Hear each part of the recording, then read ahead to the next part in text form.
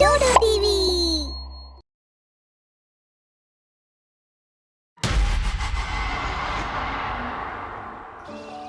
இன்னைக்கு பான்பூர் கிராமத்துல கண்காட்சி போட்டிருக்காங்க. இந்த கண்காட்சி ரொம்பவே பெரியது. இந்த கண்காட்சியை வருஷத்துக்கு ஒரு டைம் போடுவாங்க. அந்த கிராமத்துல இருந்து நிறைய மக்கள் வந்து இந்த கண்காட்சியை பார்த்து மகிழ்வாங்க. மங்கு கண்காட்சிக்கு வராரு. மங்குக்கு புல்லாங்குழல் வாசிக்கிறது அப்படின்னா ரொம்ப பிடிக்கும். ஆனா அவருக்கு புல்லாங்குழல் ப்ராப்பரா வாசிக்க தெரியாது. ஆனா அவர் அதை ஒத்துக்க மாட்டாரு. மங்கு புல்லாங்குழல் வாசிக்கிறவரை கண்காட்சியில பாக்குறாரு. புல்லாங்குழல் விற்கிறவரே, புல்லாங்குழல் என்ன விலை? புல்லாங்குழல் எடுத்துக்கோங்க, நான் உங்களுக்கு கம்மியான விலையிலேயே தரேன். ஒன்னு கொடுங்க, அந்த அழகா இருக்கிற ஒன்னு கொடுங்க, நான் வாங்கிக்கிறேன். ஒருவேளை நான் புது புல்லாங்குழல் வாங்கிட்டேன்னா என்னை கேலி செஞ்ச எல்லா ஊர் மக்களுக்கும் தெரிய வரும் நான் எவ்வளோ நல்லா புல்லாங்குழல் வாசிக்கிறேன் அப்படின்னு. மங்கு ஒரு புல்லாங்குழல் வாங்கிட்டு வீட்டை நோக்கி நடந்து போறாரு. மங்கு புல்லாங்குழல் வாசிக்கிற திறமையை ஊர் மக்களுக்கு காமிக்கிறதுக்காக புல்லாங்குழலை எடுத்துட்டு போறாரு. ஆனா அவருக்கு அவர் என்ன பண்றாரு அப்படின்னு உண்மையிலேயே தெரியல. ஏன்னா அவரு கூட அவனையும் எடுத்துட்டு போனாரு. அடுத்த நாள் மங்கு மரத்துக்கு கீழே உட்காந்துக்கிட்டு ஃப்ளூட் வாசிச்சுட்டு இருக்காரு. மங்கு ஃப்ளூட் வாசிக்கிறத கேட்டுட்டு ஊர் மக்கள் எல்லாம் அவரை நோக்கி வராங்க. வாவ் மங்கு, இன்னைக்கு நீ ரொம்ப நல்லா புல்லாங்குழல் வாசிக்கிற. ஆமா மங்கு, நீ புல்லாங்குழல் வாசிக்கிறத கேட்கறதுக்கு ரொம்ப நல்லா இருக்கு. ஆனா எப்பவுமே ரொம்ப நல்லா தான் புல்லாங்குழல் வாசிக்கிறேன், நீங்க ஒழுங்கா கேட்கறது இல்ல. மங்கு புல்லாங்குழல் வாசிக்கிறத கேட்கறதுக்கு ஊர் மக்கள் எல்லாம் ஒண்ணு கூடுறாங்க. அவரோட புல்லாங்குழல்ல இருந்து வர சத்தம் இன்னைக்கு ரொம்ப நல்லா இருக்கிறதா மங்குவோட மனசுக்கு தோணுது. அத அவராலேயே நம்ப முடியல. மங்கு ரொம்ப நேரமா புல்லாங்குழல் வாசிக்கிறாரு. அதை கேட்ட ஊர் மக்கள் எல்லாம் ரொம்ப சந்தோஷப்பட்டு நிறைய பணம் போட்டாங்க. ரொம்ப சந்தோஷம், இனிமேல் நான் இந்த வேலையே பார்க்கலாம். நான் புல்லாங்குழல் வாசிச்சா என்னோட செலவுக்கு போதுமான அளவு பணம் கிடைக்கும். சாயங்கால நேரத்துல மங்கு புல்லாங்குழலையும் மக்கள் போட்ட பணத்தையும் எடுத்துக்கிட்டு வீட்டுக்கு போயிட்டு இருந்தாரு. அங்க முன்னா அவரோட வீட்டுக்கு அவரை நோக்கி வந்தாரு. ஆனா திடீர்னு முன்னா ரொம்ப பயந்துட்டாரு. ஏன்னா ரொம்ப பயங்கரமான ஒரு பேய் அவர் முன்னாடி தோன்றுது. ஐயோ பேய், என்னை காப்பாத்துங்க, யாருக்காவது நான் பேசுறது கேக்குதா? என் வாழ்க்கையை காப்பாத்துங்க. யாருக்கோ நீ பேசுறது கேட்காது, நீ கத்துறதும் கேட்காது. நீ இன்னைக்கு என் கையில சாக போற. அப்படி சொல்லிட்டு அந்த பேய் முன்னாவை கொன்னுடுது. அடுத்த நாள் காலையில முன்னாவோட உடல் கீழே இருக்கு. ஊர் மக்கள் எல்லாம் அதை சுத்தி நிக்கிறாங்க. எல்லோரும் ரொம்ப கவலைப்படுறாங்க. ஆனா இதுக்கு காரணம் ஆக்சிடென்ட் அப்படின்னு நினைச்சிட்டு போயிடுறாங்க. முன்னா இறந்து கொஞ்ச நாளுக்கு அப்புறம் அந்த ஊர்ல மங்கு புல்லாங்குழல் வாசிக்கவே இல்லை. கொஞ்ச நாளுக்கு அப்புறம் திரும்பவும் முன்னா அந்த ஊர்ல புல்லாங்குழல் வாசிக்கிறாரு. அது ரொம்ப நல்லா இருக்கு. ஊர் மக்கள் எல்லாரும் அப்புறம் டினுவும் அந்த புல்லாங்குழலை கேட்டுட்டு வீட்டுக்கு கிளம்பிட்டு இருந்தாங்க. டினுவோட சைக்கிள் போற வழியில பஞ்சர் ஆயிடுது. ஏற்கனவே ரொம்ப லேட் ஆயிடுச்சு, இப்ப சைக்கிள் வேற பஞ்சர் ஆயிடுச்சு. இப்ப நான் எப்படி போறது? வீட்டுக்கு போகணும்னு நினைக்கிற, நேரா மேல போயிடு. நீ பண்ண பாவங்களுக்கு சிக்ஷா அனுபவி. டீனு பின்னாடி திரும்பி பார்க்கறதுக்குள்ள அந்த பேய் அவரோட தலையை துண்டிச்சு அவரை கொன்னுடுது.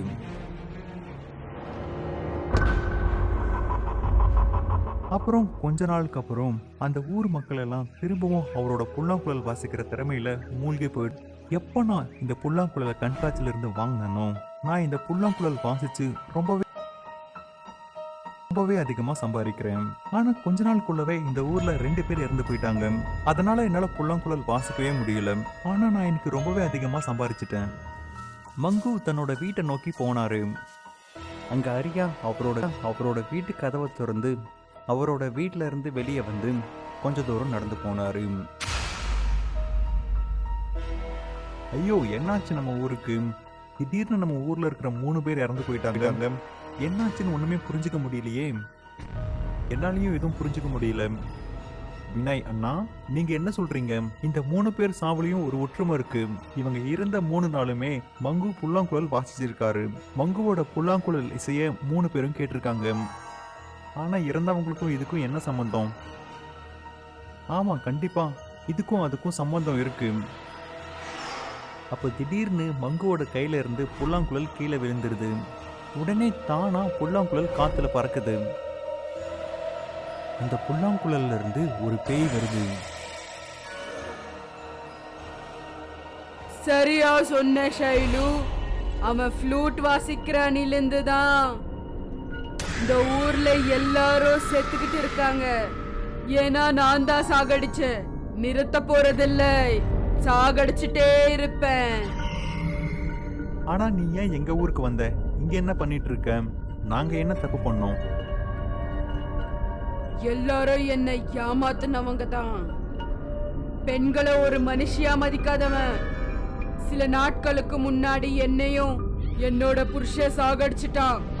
ஏன்னா நான் 2 பொட்ட புள்ளைய பெத்தேன்னு சொல்லி என் புருஷ மேல இருந்த பகைய தீர்த்துக்கிட்டேன். அப்பத்துல இருந்து இப்பத்து வரைக்கும் ஃப்ளூட்டை வச்சுக்கிட்டு ஒரு கிராமத்துல இருந்து இன்னொரு கிராமத்துக்கு திரிஞ்சிட்டு இருக்கேன். ஒருத்தரா பார்த்து சாகடிச்சிட்டு இருக்கேன். ஏன்னா அவங்க பொண்டாட்டிய கொடுமை பண்ணிட்டு இருக்காங்க. அந்த முன்னா அவங்க பொண்டாட்டிய தினமும் வரதட்சணைக்காக கொடுமை பண்றான். அந்த தீனும் நிறைய பெண்களை காதலிச்சு அவங்கள ஏமாத்தி அவங்க உயிர் இழந்துட்டாங்க. அந்த அரியா இருக்கானே, அவன் 2ஆவதா பொண்ணு பிறந்ததுன்னு குழந்தை பிறந்த உடனே சாகடிச்சிட்டான். மாதிரி ஆட்கள் எல்லாரையும் தேடி தேடி சாகடிச்சிட்டு இருக்கேன். இந்த ஊர்ல என் வேலை முடிஞ்சது. இந்த ஊர்ல இருந்து வேற ஊருக்கு போறேன். இந்த ஆட்களை தேடி சாகடிக்க போறேன். மறுபடியும் இந்த ஊர்ல ஏதாவது தப்பு நடந்தது நான் தெரிஞ்சுக்கிட்டேனா மறுபடியும் வருவேன். வினய், மங்கு, ஷைலு 3 பேரும் பார்த்துட்டு இருக்கும் போதே அந்த பேய் போயிடுது. அவங்க ஒரு நல்ல பாடம் கத்துக்கிட்டதுக்கு அப்புறம் அவங்களோட வீட்டுக்கு போறாங்க.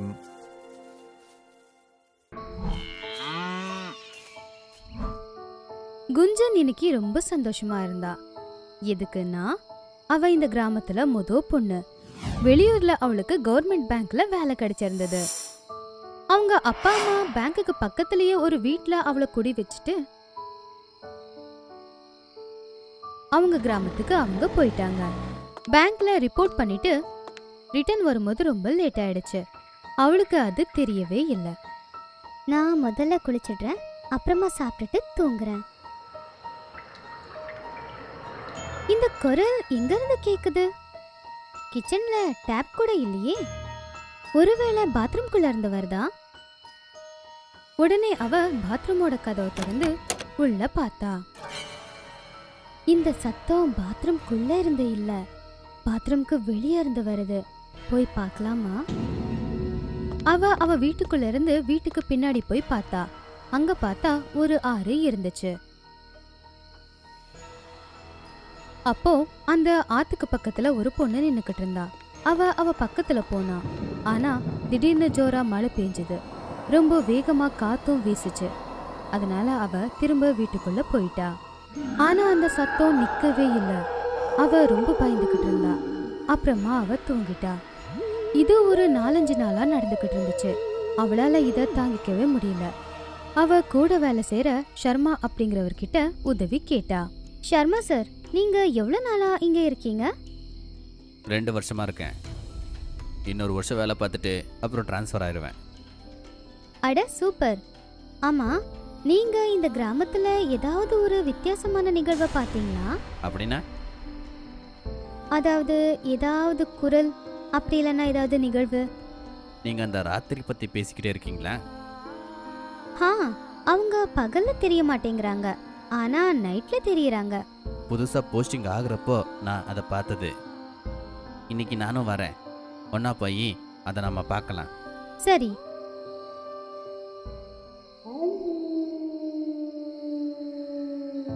குஞ்சன் இன்னைக்கு நைட்டும் அந்த சத்தத்தை கேட்டு ரொம்ப பயந்து போயிருந்தா.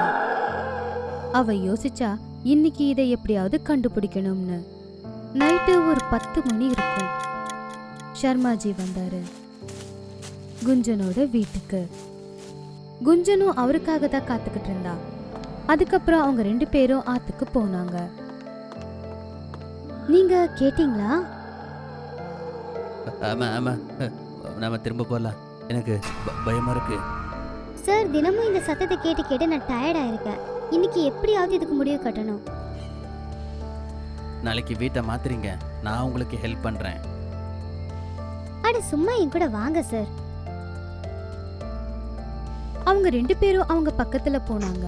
அங்க நிறைய பொண்ணுங்க நின்னுக்கிட்டு அழுதுகிட்டு இருந்தாங்க. தைரியத்தை வரவழைச்சு அவங்க 2 பேரும் அவங்க பக்கத்துல போய் கேட்க ஆரம்பிச்சாங்க. என்னாச்சு? நீங்க எல்லாரும் இந்த நேரத்துல இங்க என்ன பண்ணிக்கிட்டு இருக்கீங்க? என் புருஷன் என்னை வீட்டை விட்டு துரத்திட்டாரு. எதுக்கு? உன்னையும் உன் புருஷன் வீட்டை விட்டு துரத்திட்டாரா? இல்ல இல்ல, உங்க எல்லாரையும் வீட்டை விட்டு துரத்திட்டாங்களா என்ன? ஆனா எதுக்காக? அதுக்கப்புறம் நீங்க ஏன் அழுதுகிட்டு இருக்கீங்க? நீங்க அவங்க கூட போராட வேண்டியது தானே? ஏன்னா இந்த கிராமத்தோட டாக்கூர் சார் இருக்காருல்ல, அவங்க வீட்ல இதுதான் ரூல். அவங்க வீட்ல ஒவ்வொரு ஜெனரேஷன்லயும் வர மருமகளை அவங்க ஒரே வாரத்துல கொண்டுடணும்.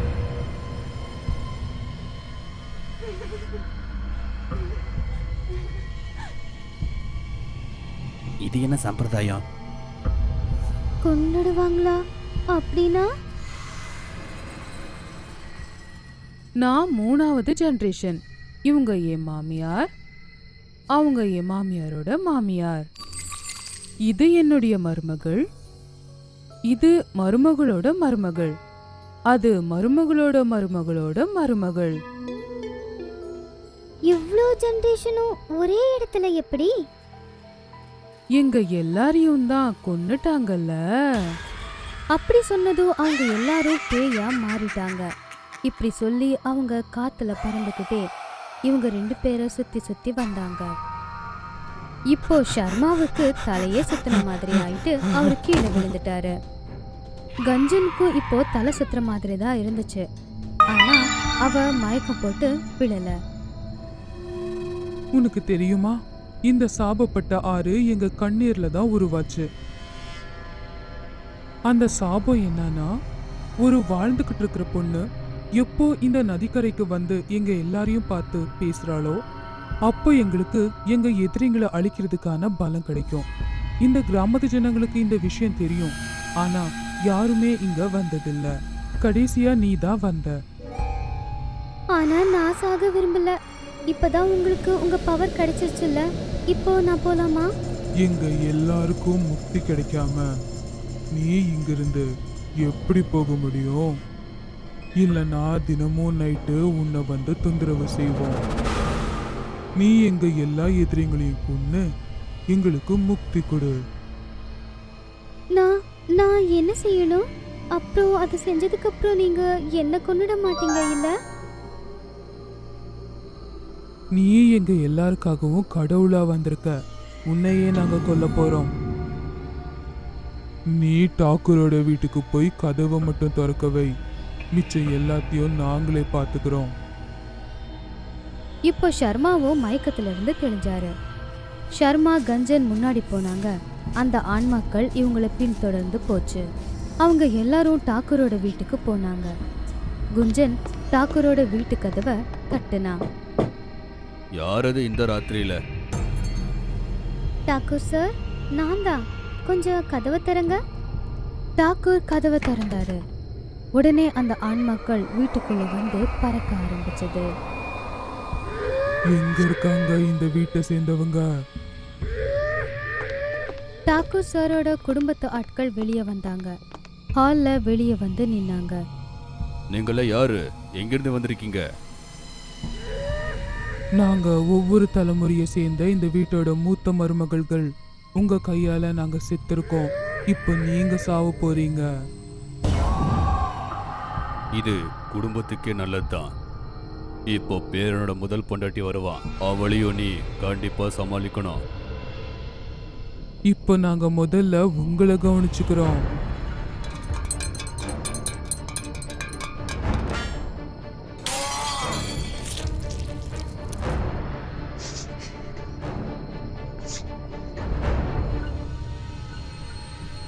இங்க பாருங்க, எங்களுக்கு தெரியும் இது கெட்ட சம்பிரதாயம். நான் இதை ஒத்துக்கவே மாட்டேன். நீங்க தாத்தாவை கொண்டுட்டீங்க. தயவு செஞ்சு கருணை காட்டி எங்களை உயிரோட விட்டுருங்க ப்ளீஸ். முதல் தடவையா இந்த வீட்டில் ஒரு ஆம்பளை சரியா பேசுறத நான் பார்க்குறேன். சரி, நான் உங்க யாரையும் எதுவும் செய்யல. ஆனா நீ எங்க பேச்ச கேட்டுதான் ஆகணும். இதுக்கப்புறம் இந்த வீட்டில் எந்த மருமகளும் சாகக்கூடாது. நான் உங்களுக்கு ப்ராமிஸ் பண்றேன். இன்னையிலிருந்து நைட்டு தெரியுற அந்த ஆறு உங்க யார் கண்ணுக்கும் தெரியாது. ஆனா மறுபடியும் இந்த ரூலை நீங்க ஃபாலோ பண்ணீங்கன்னா நாங்க மறுபடியும் இங்க வருவோம்.